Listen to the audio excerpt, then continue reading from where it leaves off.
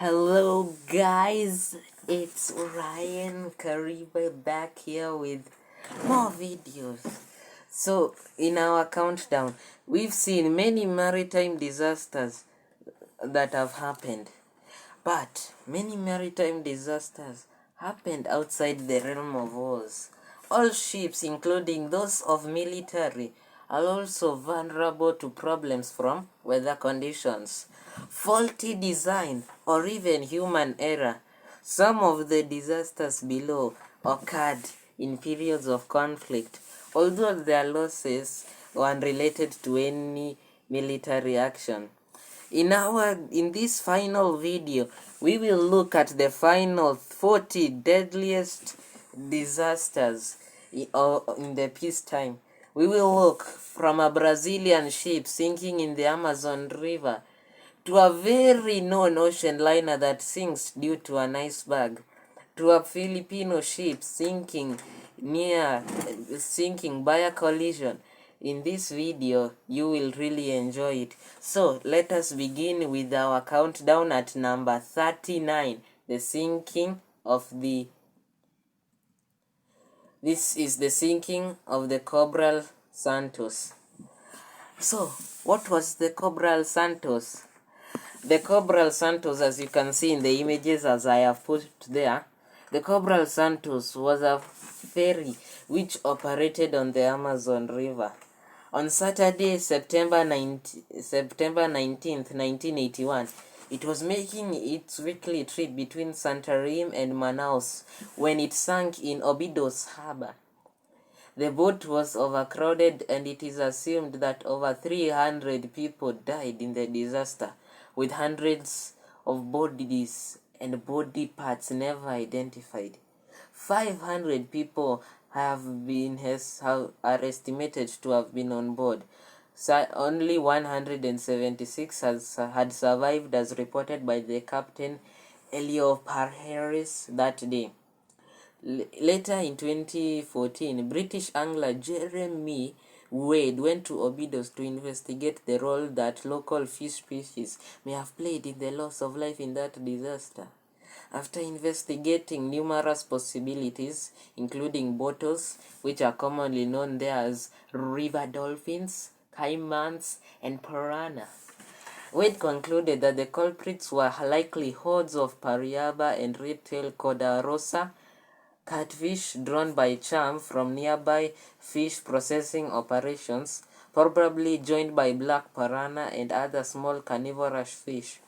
He hypothesized that the red tails and pariaba pulled the struggling victims underwater when they drowned. One man soon after the ship sank volunteered to dive down and help explain what went wrong. After a few short minutes, the diver re-emerged and said, "There is definitely something down there, the movement of the water." He refused to go back down. That marks number 39 of our disaster, the sinking of the Cabral Santos in 1981 with the loss of 300 people. The number of people missing to this day are 100.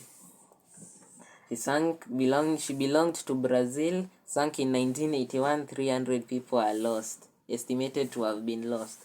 We move on to number 38, the sinking of the Liberté. So, what was the Liberté?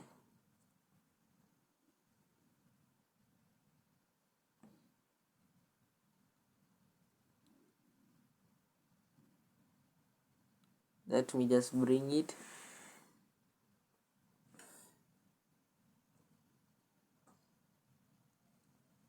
Oh, that's not the ship I want. I'm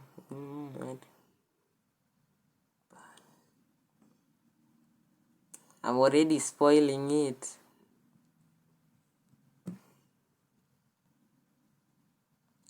So there it is. So, the Liberté was a pre-dreadnought battleship built for the French Navy in the mid-1900s. Her class was the Liberté class pre-dreadnought battleship. She was Let me just go through.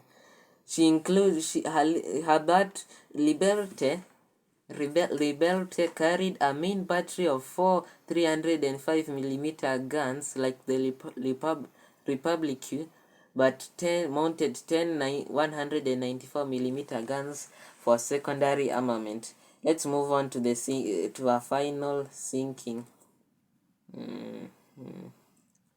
So, at 5:31 on the morning of 25th September 19 in of September, crewmen in another battleship reported smoke coming from the Liberty originating from her forward starboard casemate. Shortly thereafter, the forward superstructure erupted in flames, but it quickly appeared to observers that the ship's crew was getting it under control. Another explosion was then felt that threw a 37 metric ton chunk of armor plate from the ship into the battleship Republic, moored some 210 meters away, which caused significant damage. Splinters from the exploding ship sank a steam pinnace and killed 15 men aboard the armored cruiser Marseilles, 9 aboard the St. Louis, 6 aboard the armored cruiser Leon Gabetta, 4 aboard the battleship Souvre, and 3 aboard the Democratic. Liberty's surviving crew immediately fled the ship. 286 were killed in the explosion, 188 wounded. Fortunately, 143 of the crew, including the ship's commander, had been on leave in Toulon at the time and thus avoided the accident. Following the disaster, the Navy established new rules requiring that propellant charges older than 4 years to be discarded. The order was initially limited to the battleship squadrons but was later extended to the entire fleet. The shattered wreck had begun to sink into the mud by 1920, and so extensive work had to be done to prepare it to be refloated, including sending divers to build cofferdams to seal the hull. On 4th September 1920, the old cruiser Lauched Treville was fitted with 4 and later 6 compressed air pumps and brought alongside to serve as a barracks for the workers and floating for the workers and floating workshop. We move on to number 37, the sinking of the number 37. Oh, just to make it clear, the Liberté belonged to France, as you can see by the way it is pronounced. She sank in the 25th September 1911. 300 people were lost in the disaster. We now move to number 37, the sinking of the Hartarimba.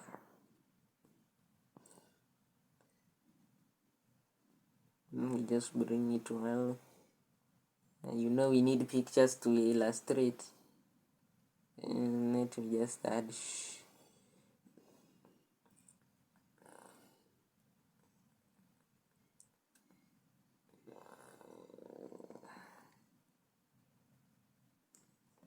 I'm afraid I think. Yes, that is it. So, the Hartarimba. Well, on 7th February 1999, the ferry foundered and sank after being struck by a large wave, as you can see in the picture there, while drifting with engine problems. Of the 332 aboard, 19 were rescued 2 days after the sinking by a passing ship. A distress signal was not sent and the sinking was unknown until the survivors were found. It is known that it belonged to Indonesia, sinking in 1999 with the loss of 313 lives. Next, we move to number 36, the sinking of the Dashun. Let me just bring it up quickly. I'm trying to speed up so that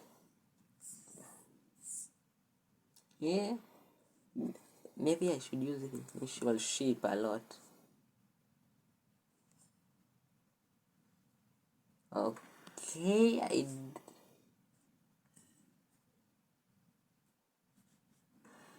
Oh, I'm saying Dashu, not Dashun ship. Yes, I think this should do it.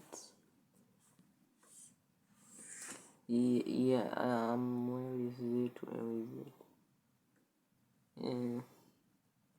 Let's just put it here. So that is it. As you can see, there is a fire out there. So the Dashun. On 24th November 1999, the ferry caught fire and broke apart and sank in rough seas off Yantai in eastern China. Of the 336 aboard, 222 are known to have survived. She belonged to China, sinking in 1999 like the Harta River with the loss of 314.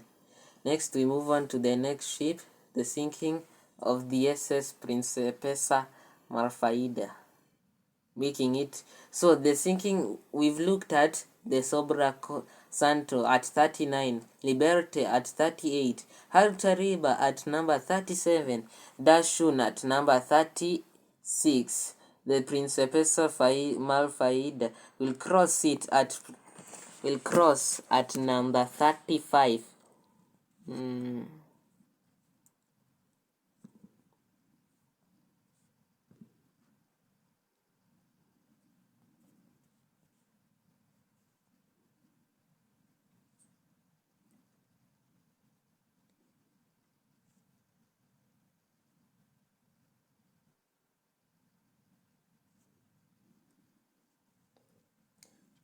King Prince Sipes.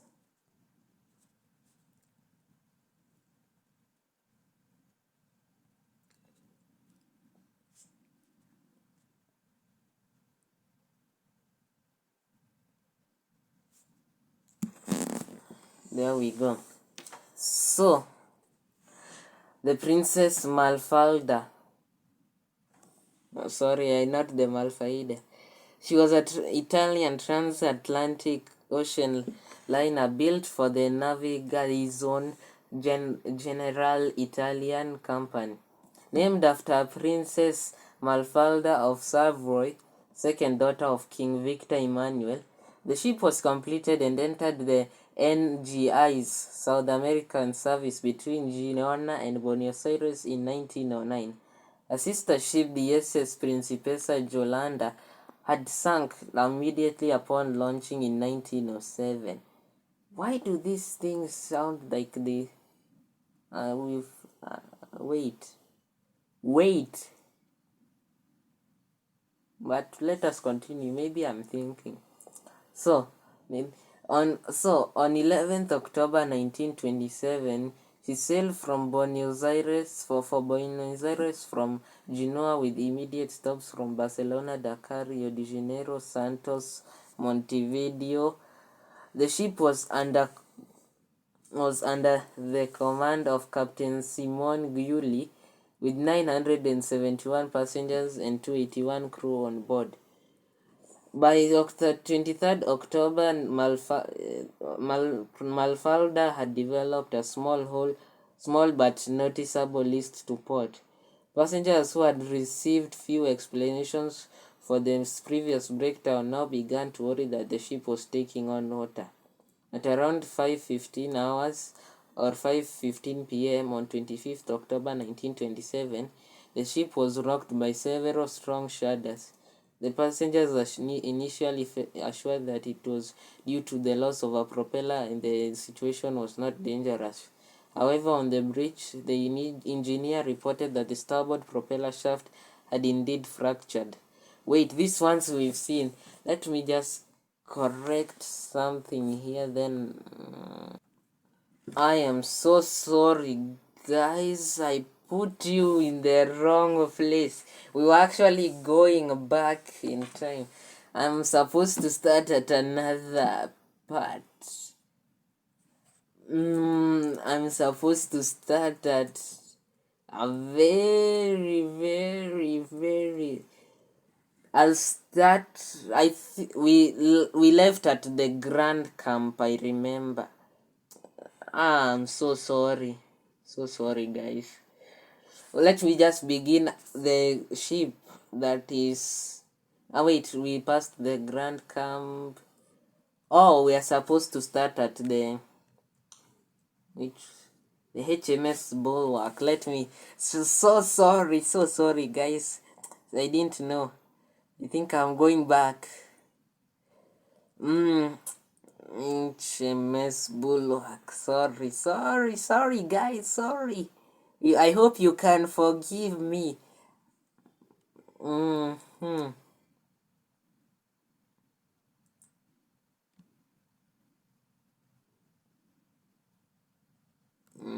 This is not the Bulwark, I mean.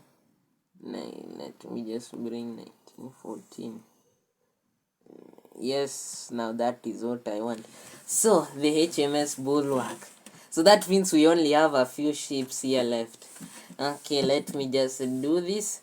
So the HMS Bulwark. She was one of the 5 London-class pre-dreadnought battleships built for the Royal Navy at the end of the 19th century. The Londons were a subclass of formidable class pre-dreadnoughts. Completed in 1902, she was initially assigned to the Mediterranean Fleet as its flagship.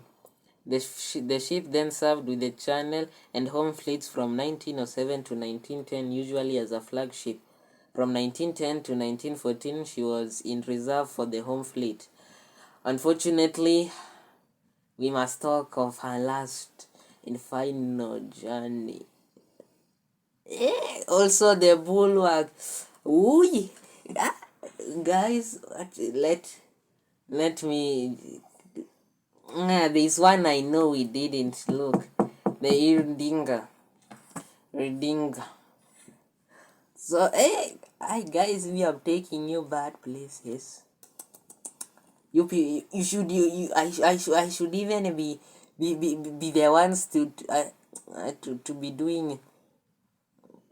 So the SS in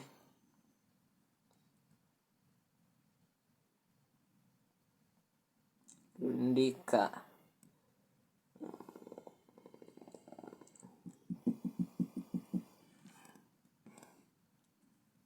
Okay, I think. Let me just add something.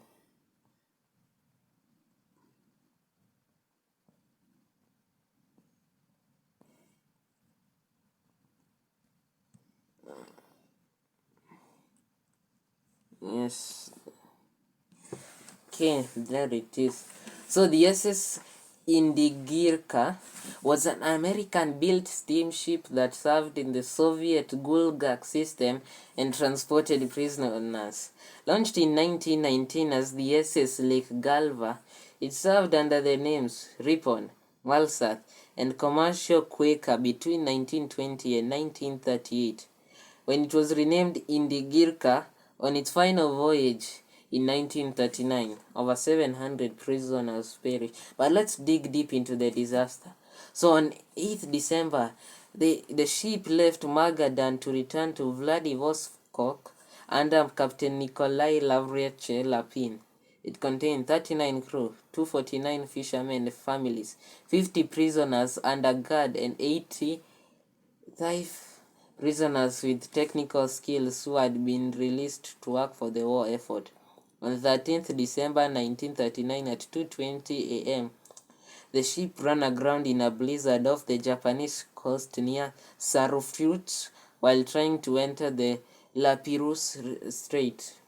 As the ship turned over, the guards prevented the escape of the prisoners from the holds, and the ship came to rest in shallow water on its side. The Japanese rescued the captain and most of the crew, guards, and fishermen, but it took 3 days for any rescue of the trapped prisoners to begin. On 16th December, when the Japanese rescue team opened the hull with Achlysin torches, only 28 survivors, one of whom later died, were found among more than 700 dead prisoners. Overall, 741 perished in the disaster. According to Sergei Korovsky oral statements, He missed the Irdigina convoy and was sent from Koilma to Vladivostok on the next ship on 23rd December. Captain Lapshin was tried and executed for abandoning the ship. Chief of NKVD convoy who locked the prisoners in a sinking was sentenced to 8 years. Asinti Taff of the Sarutut commemorates the tragic ending of the Irdigina. Next, we move to another ship, the sinking of the MV Bukomba. I'm sure if you are a Tanzanian, you mostly have known this. You have mostly heard of this disaster. So, what was the MV Bukomba? The MV Bukomba was a Lake Victoria ferry that carried passengers and cargo between Tanzania ports of Bukomba and Mwanza. Bukomba was built in about 1979 and had a capacity for 850 tons of cargo and 430 passengers. On 21st May 1996, Bukomba sank 30 nautical miles or 56 kilometers off Mwanza in 25 meters of water, killing up to 1,000 people. The official deaths recorded is 894. The manifest for a final voyage showed 443 passengers in her first and second class cabins, but her cheaper third class accommodations had no manifest. Abdul Ubaid al-Banshiri, who was then the second in command of Al-Qaeda, died in the disaster. President Benjamin Mkapa declared 3 days of national mourning. Criminal charges were brought against 9 Tanzanian Railway Corporation officials, including the captain of the Bukomba and the managers of the TRC Marine Division. Possible causes identified by Captain Joseph Mugithi, formerly of the Kenyan Navy, and writing in the pages of the Daily Nation as a marine navigation consultant, labeled it an accident awaiting to happen, specifically because lack of life jackets, life belts, and lifeboats, lack of firefighting equipment, lack of distress calls. What equipment there is not regularly checked, overload. The vessels are not regularly dry docked for routine maintenance and repairs. The vessels are not regularly inspected. The coxswains are not licensed to navigate. Mugithi blamed the incident on government's marine departments being staffed by civil servants and politicians who have no understandings of ships and marine decisions. Lack of equipment and divers were particularly to blame for slowness in salvage operations. Rescue teams from South Africa, including Navy divers, were flown in to salvage the ship and retrieve bodies. Just to mention, we've looked at the Irdigina. So it sank it belonged to the Soviet Union, sank in 1939. The Irdigina left 741 people dead. Now the MV Bukomba, belonged to Tanzania, sank in 1996. 800 people were lost in the disaster. We move on to number. Let me just give you the number of that.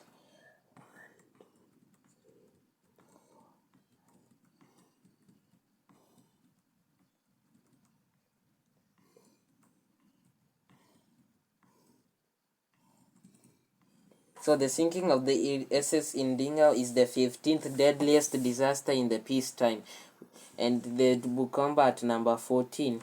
We now move to number 13, the sinking of the Eastlands of the SS Eastland.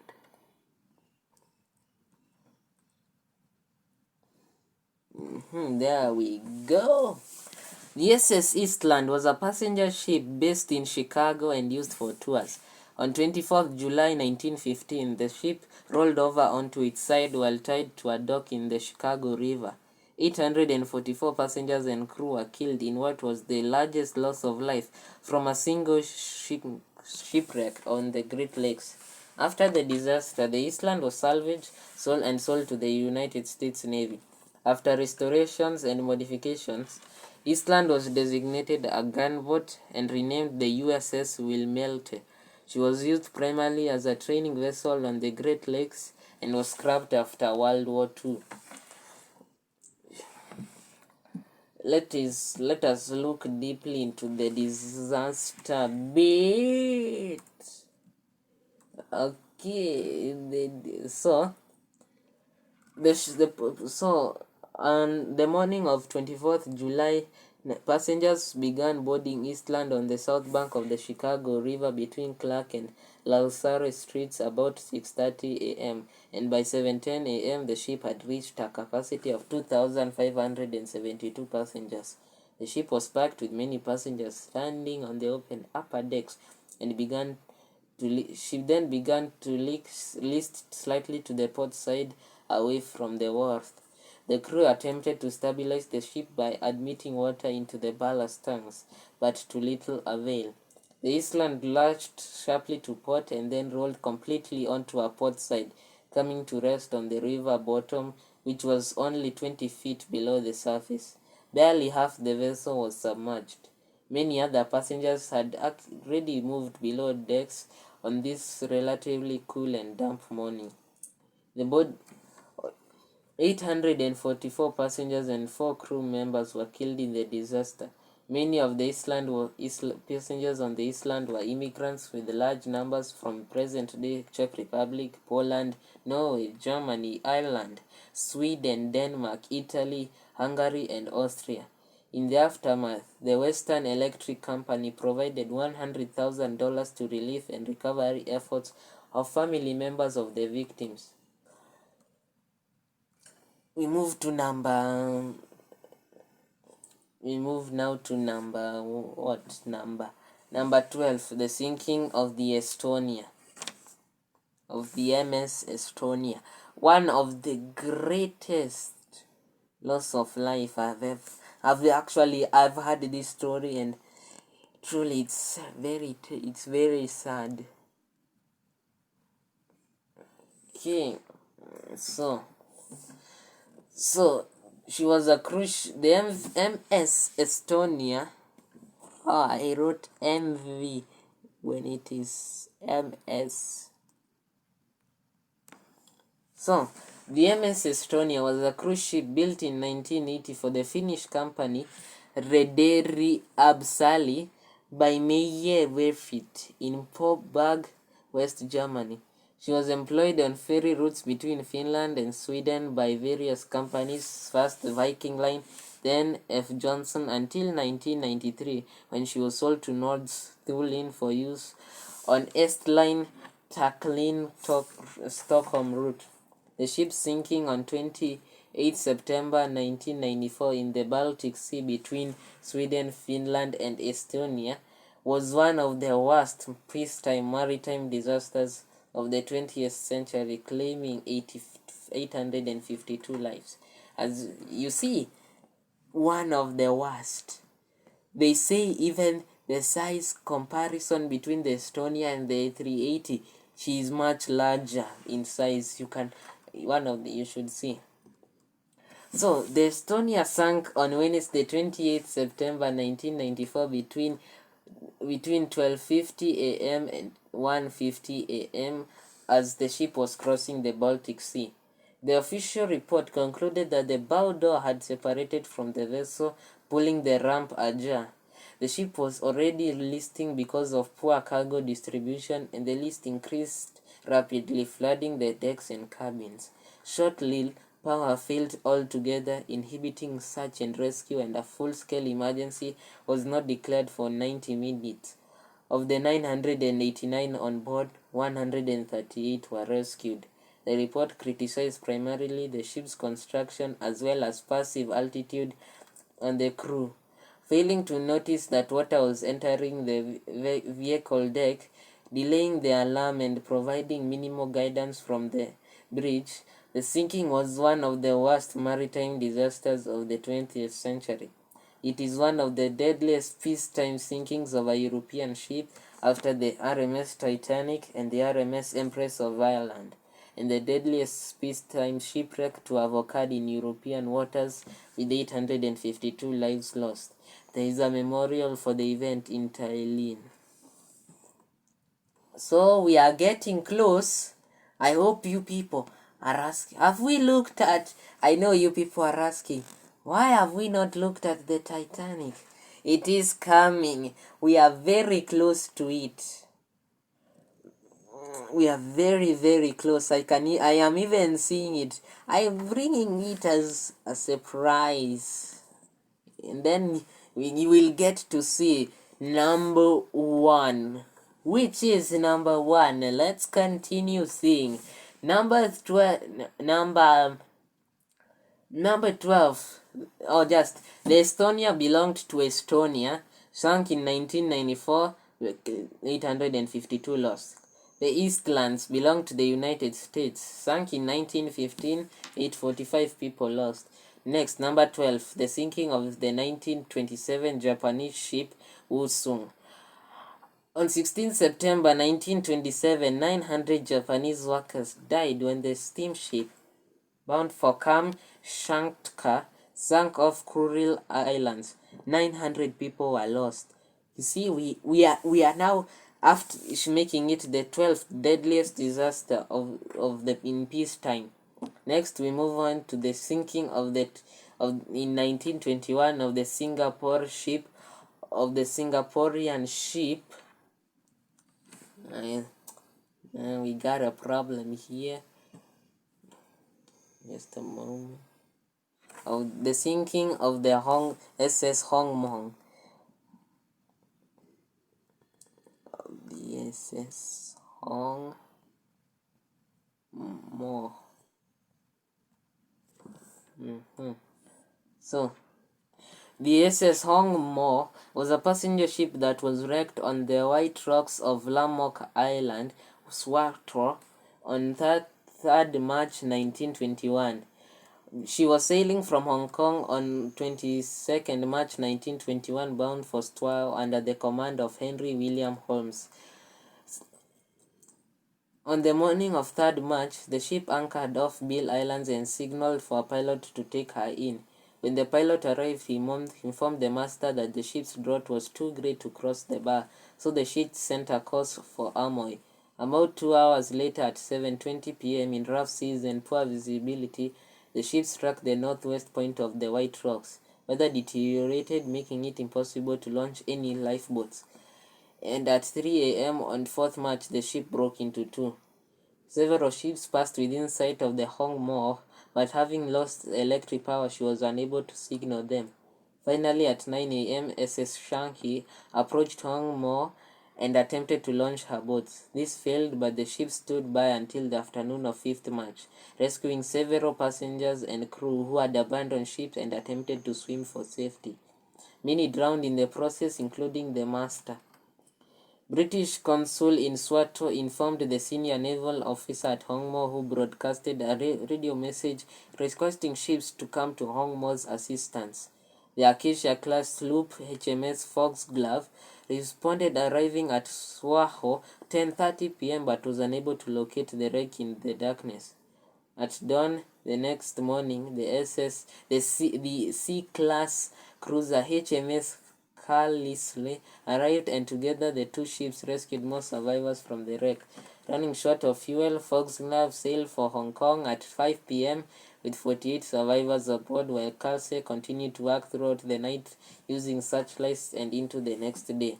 Her captain, Edward Evans, swam over to the wreck at 8 p.m. on 7th March to help the last few survivors aboard the ship's boats. Rescue operations were finally abandoned at 11 p.m. At dawn on 8th March, Carlisle approached the wreck, but no signs of life. So the ship departed for Hong Kong with 220 survivors aboard. Captain Evans of Carlisle, along with the Lieutenant Commander Ion Town and Gunner John Dewan, were awarded the Board of Trade Silver Medal of Gallantry in saving lives at sea, while leading seaman W.G. Elder and able seaman A.E. Whitehead received the award in bronze. So you see, this is the 11th disaster. We are now coming into the final numbers, the 10 final numbers. The 10s. We now move to do, then we'll go to the single digit. Is the Titanic here? Are we getting close? Is it number 1? What do you think? Let us see. Let us continue surfing through. So we now move to number 10, the sinking of the 1912 Japanese ship Kichemaru of the SS Kichemaru. Sorry, not just the Kichemaru.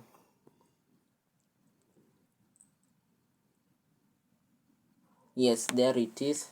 So I just think, yes, just continue. So the SS Kichamaru was a Japanese steamship that sank during a typhoon on 22nd September 1912. Although more than 1,000 died in the disaster has long been overshadowed by the earlier loss on 15th April 1912 of the RMS Titanic. Wow, it seems these disasters want us to look at the Titanic. Really? Wow. Let us continue seeing. Just joking, that's not my real voice. This is it. That's a good joke. And by the fact that Kichemaru was one of the hundreds of naval calamities caused by a tropical storm in southern Japan. The sinking of the ship was swiftly reported, though confusion about its name became apparent. It was referred to as the Keikomaru, the Keikomaru, the Kichamaru in later accounts. The Kichemaru, a passenger ship foundered off the island of Honshu with the loss of all souls on board. Although the sinking of the Japanese ship was reported in Western press as part of the news of 1912 typhoon, and the information has been repeated in English language lists of historic disasters, no contemporaneous Japanese account have been found to describe either the shipwreck or the ship itself. So that's, I'm afraid pictures of it. I think this is the only picture I have. The other side, they are not of it. We now move to number 9, the 1904 sinking, the United States sinking of the P.S. General Slocum. Let's see.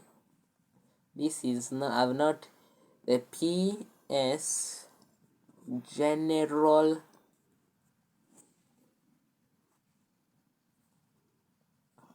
Slocum.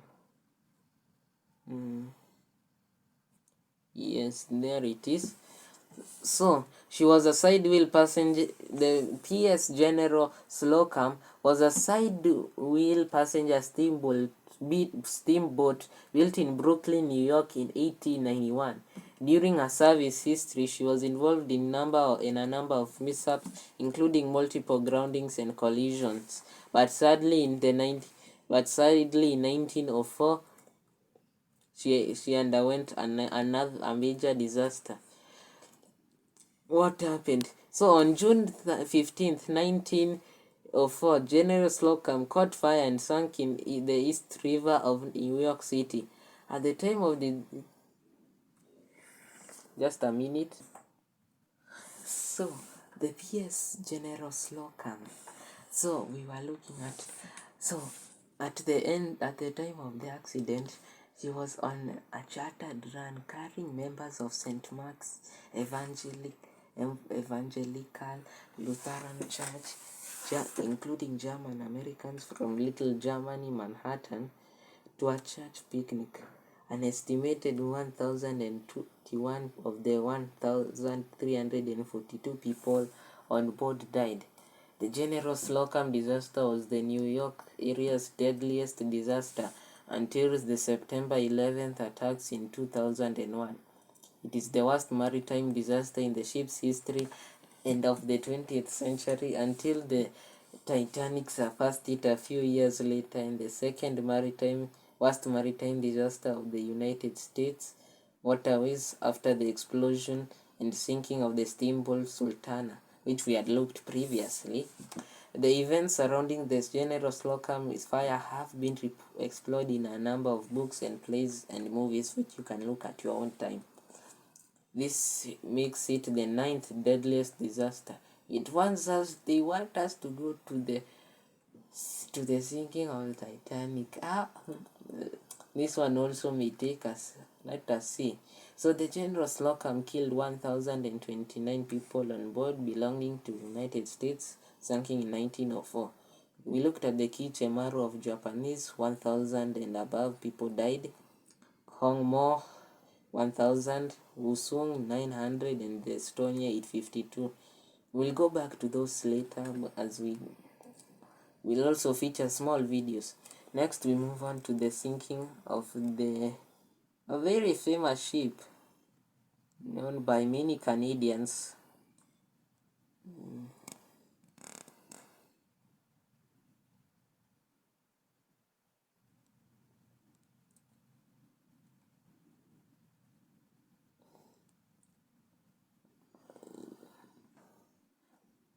Although the name sounds like it's from this is the sinking of the 1914 Canadian sinking of the RMS Empress of Ireland. So the RMS Empress of Ireland was a British-built ocean liner that sank near the mouth of the St. Lawrence River in Canada following a collision in thick fog with the Norwegian collier Storstad in the early hours of 29th May 1914. Although the ship was equipped with watertight compartments and in the aftermath of the Titanic disaster 2 years earlier carried more lifeboats than enough lifeboats for all aboard, she foundered in only 14 minutes. Of the 1,477 on board, 1,012 died, making it the worst peacetime maritime disaster in Canada's history. Fairfield Shielding and Engineering built Empress of Ireland and her sister ship, Empress of Britain, at Govan on the Clyde in Scotland.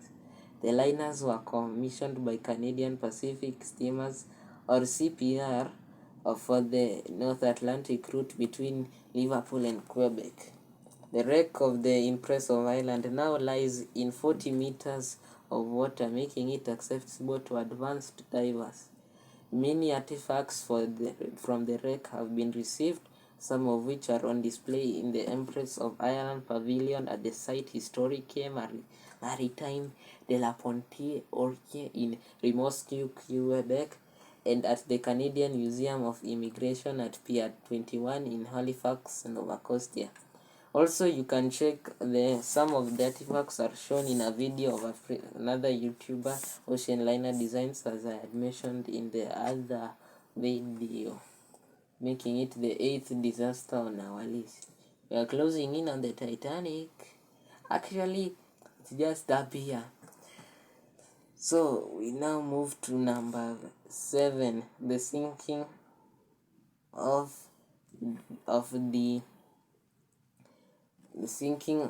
this other ship, the Toyamaru. The sinking of the Toyamaru is Toyamaru.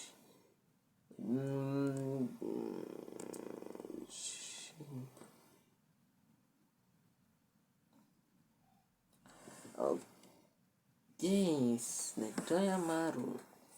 So the Toyamaru was a Japanese train ferry constructed by Japanese National Railways, or JNR, which sank during Typhoon Mary, known locally as the Toyamaru Typhoon, in the Churagu Strait between the Japanese islands of Hokkaido and Honshu on September 6, 1954. JNR announced in September 1955 that 1,153 people aboard were killed in the accident. However, the exact number of fatalities remains unknown because some victims managed to obtain passage on the ship at the last minute, and others cancelled their ticket just before the incident occurred. So that is the 7th disaster on our list. Next, we move on. She sank in 1954, belonging to Japanese, and loss of 1,153. We move on to number 6. I know you guys will be disappointed, but you think I will be disappointed, but we move on to number 7. It's the sinking of the 1912 United Kingdom, the RMS Titanic. Of 1912, the RMS Titanic. I hereby place it here. The RMS Titanic. She was a British ocean liner and at the time the world's largest ship. On 14th April 1912, on her maiden voyage, she struck an iceberg, buckling part of her hull and causing her to sink in the early hours of 15th April. 712 over 2,208 passengers and crew survived. Her loss was the catalyst for major reforms in shipping safety and is arguably the most famous maritime disaster, being subject of numerous media portrayals in many movies such as the SOS Titanic, The A Night to Remember, and also the Titanic 1997 movie. She marks it at number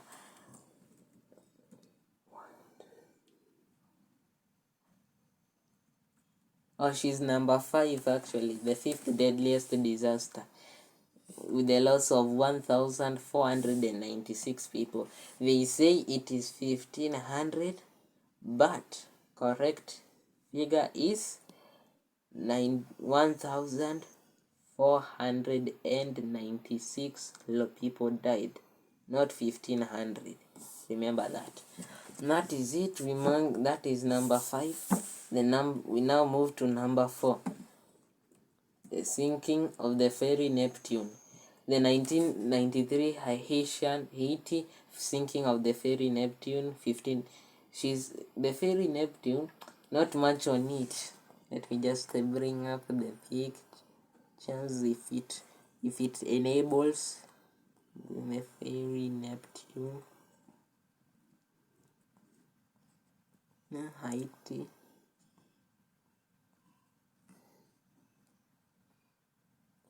Yikes, I think that is what we have. So the ferry Neptune sank on 16th February 1993, 1,500 people lost. That marks it as the 4th deadliest disaster on our list. We move on to the 1991 Egyptian sinking of the Salim Express. I know you were wondering, how can these ships differ from the Titanic? Well, you're about to the Salim Express.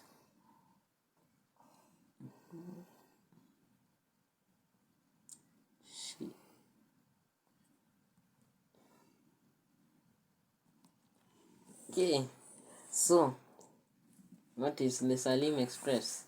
The Salim Express was a passenger ship that sank in the Red Sea. It is notable due to heavy loss of life which occurred when she sank shortly after striking a reef at around 1:13 p.m. on Saturday, December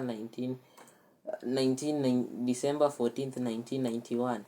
The majority of the passengers were Egyptian. Most were poorly paid laborers traveling home by boat for the holidays, around 150 returning from pilgrimage to Mecca. Divers to the shipwreck confirmed the holiday mood on the ship, with luggage packed with gifts for family members. Pilgrims returning from Mecca were dressed in fine clothes to celebrate. That is the 3rd deadliest disaster. We now move to number 2, the sinking of the Kiaganya. Sorry, my mouth is very dry.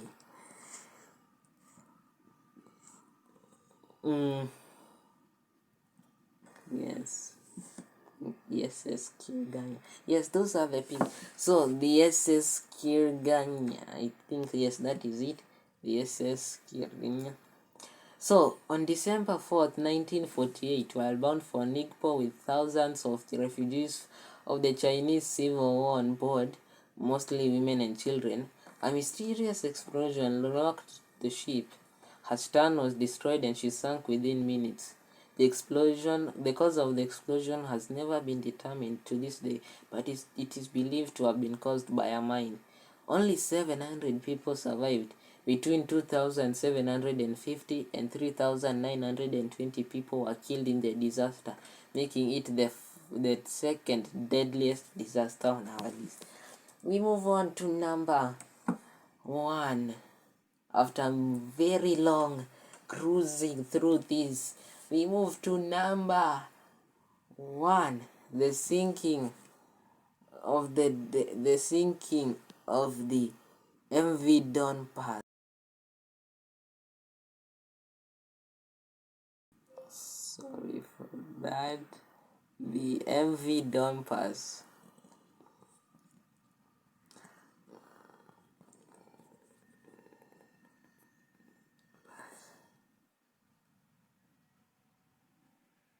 So, what was the MV Don? Oh, let me just bring up the picture. So, Don Pass, the MV Don Pass. Late on 20th December 1987, while bound for Manila from Tacloban, this passenger ferry collided with the oil tanker MT Vector in the Tabla Strait near Maridiki. The collision ignited the Vector's cargo and the fire spread to the Don Pass. Both ships burned and sank. Though Don Pass was certified to only carry 1,118 passengers, thousands more were cramped on board and unlisted on its trip manifest. Except for 26 passengers, everyone on the Don Pass died, including its crew of 58, while on the Vector only 2 of its 13 crew survived. The combined death toll from both ships is estimated at 4,386, making the incident the deadliest.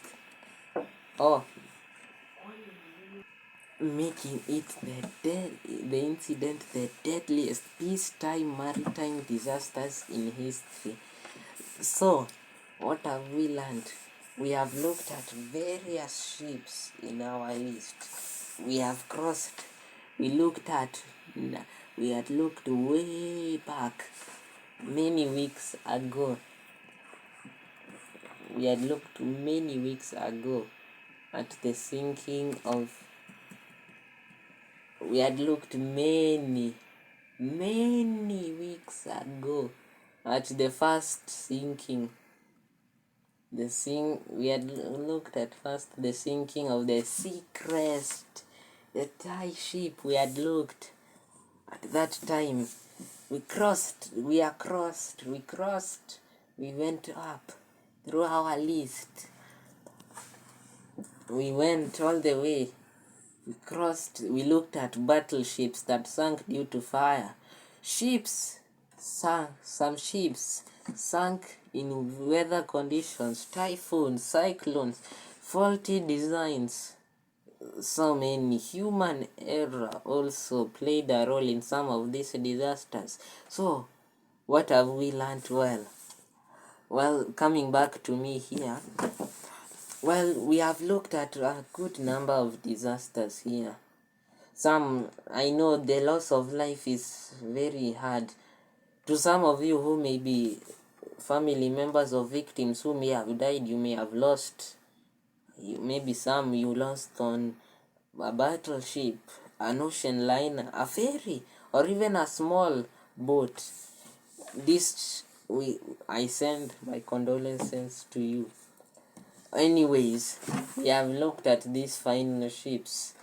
Next, we have completed the series, the top 100 deadliest peace maritime disasters.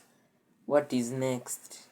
Well, next time we'll go to another series, the top deadliest wartime maritime disasters of the 20th century.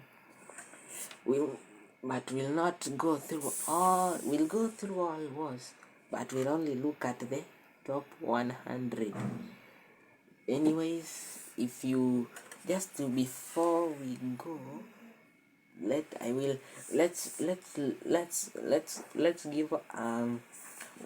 give our a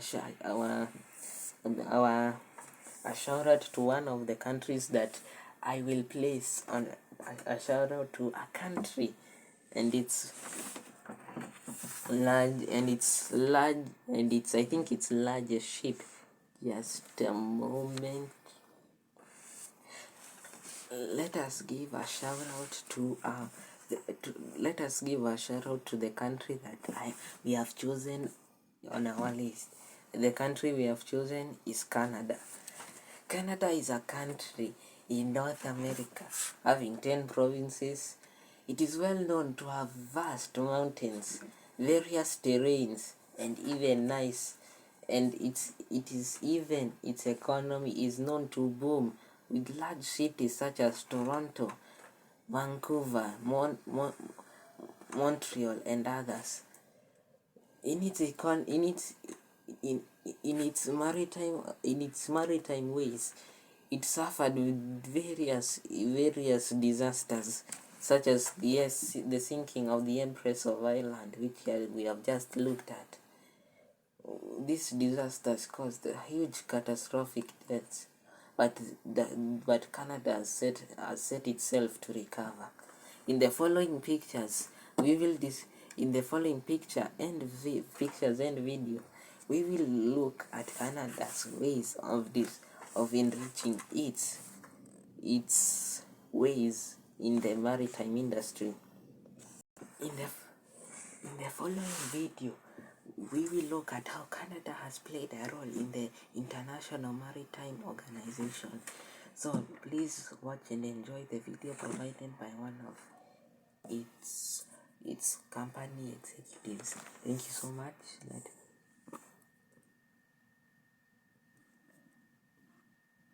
Canada is a maritime nation with the longest coastline in the world, large navigable waterways, and many ports of call in the Great Lakes and the Atlantic, Pacific, and Arctic Oceans. Now, because much of Canada's trade is carried by ships, we depend on maritime trade to sustain our economy.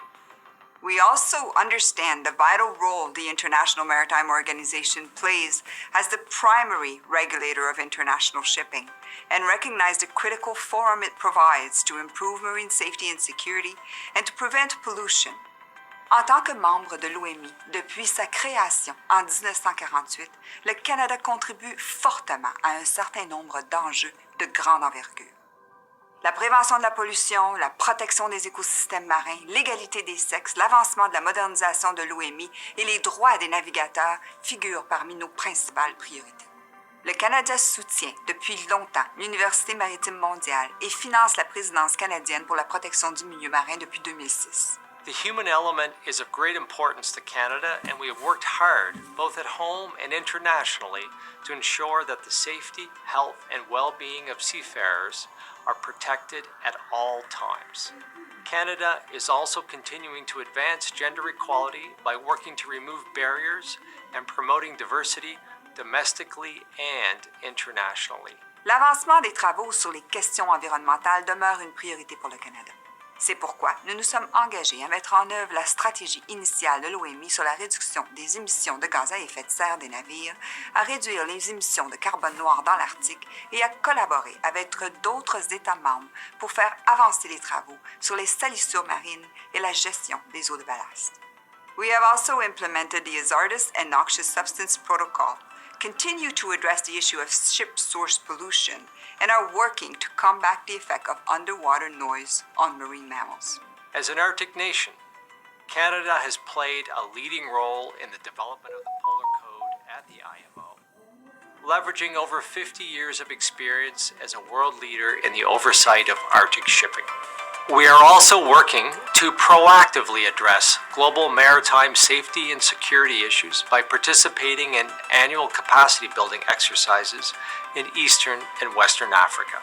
Compte tenu des caractéristiques géographiques du pays, de sa participation active au commerce maritime et de ses antécédents en matière de leadership à l'OMI, le Canada souhaite continuer à collaborer avec les membres du Conseil et jouer un rôle de premier plan dans les activités de l'OMI.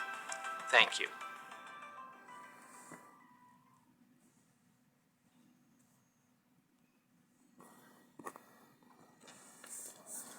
So as we have seen in that video, Canada is doing well in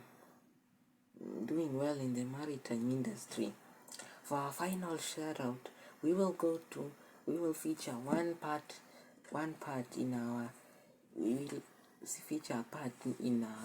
well-known way of known as. The final shout out will go to one documentary and also another channel of mine, a channel of somebody else, but this is for documentaries reason only. This is for we will feature the spot. Now I give my shout out to the channel History Hit TV, as we will now see. History Hit TV shows in amazing documentaries, popular videos, and even very nice, such as videos, some show of different ships, such as the discovering of wars. Also, you can also check out their other sponsoring at this one. It's called what?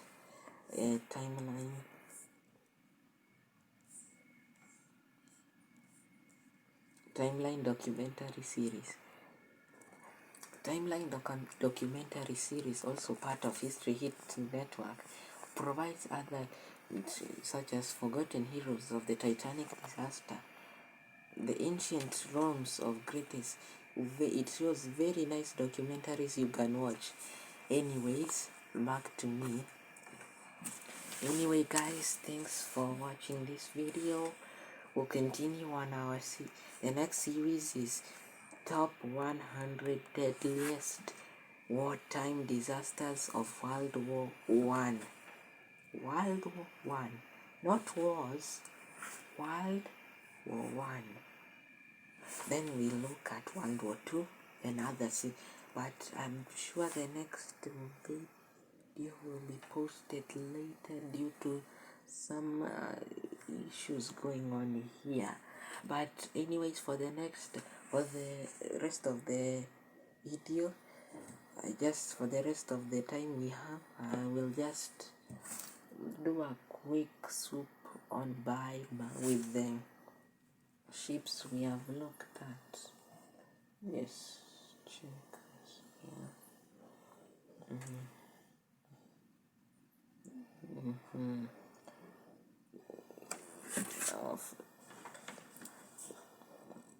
We've looked at the Don Pass at number 1. Wait, let me not start. We began our countdown. Number 100. Yeah, we began our beautiful countdown at number 100, sinking of the sea crest, the Frozilel, the SS Emir, the Hans Hedford, the fourth disaster, the USS Scorpion, the HMS Thetis, the USS Bennington, the Dalstroy, Orazio, Star of Bengal, Vestris, Valencia, Noronic, K141 Karsk, Sardinian, Iena, also Pulau Kijang, Yongala,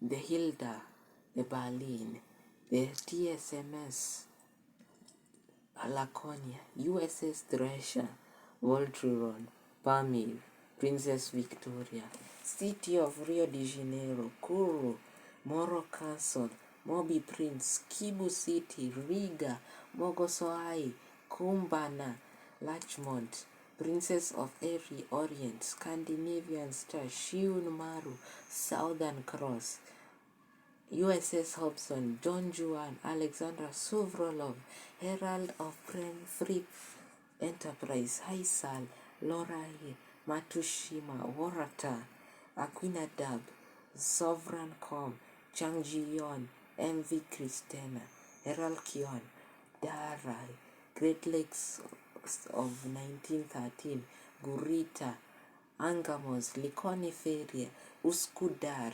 F174, Siohai Ferry, Sirio, Cobral Santos, Liberte, we have looked.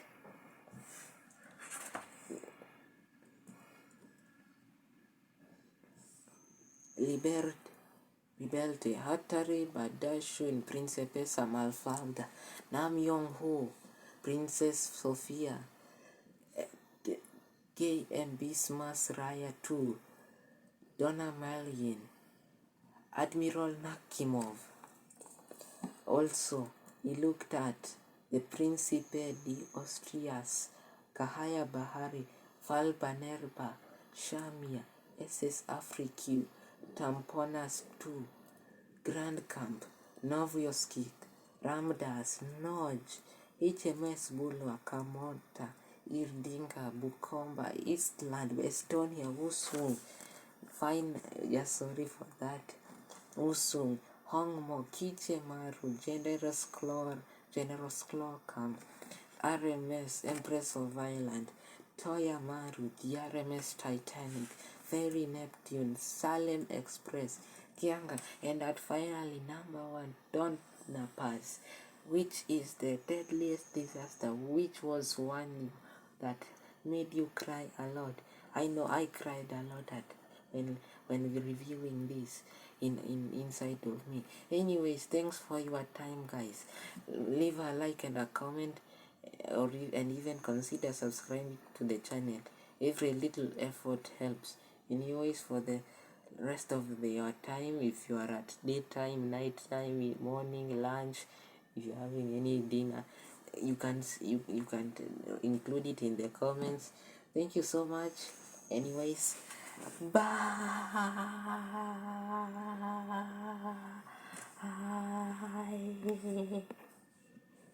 And